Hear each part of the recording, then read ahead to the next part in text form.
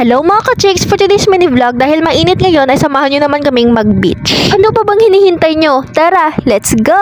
Maaga pa lang ay gumising na si tita para ihanda tong mga foods na kakainin namin pagdating doon. Makagising ko pa nga lang to pero grabe na ihanda na nga rin niya lahat tong mag-isa. Mataas na nga rin yung sikat ng araw pero tulog pa nga rin tong bunsong kapatid ko. Palis na nga rin kami neto, inaantay na nga lang namin silang lumabas. Fast forward ay nakarating na nga rin kami dito at naglatag na nga rin kami dyan ng pwede naming silungan. Ginaya nga namin ang Dubai Choy Koke gamit ang lumot na kinuha pa namin sa dagat.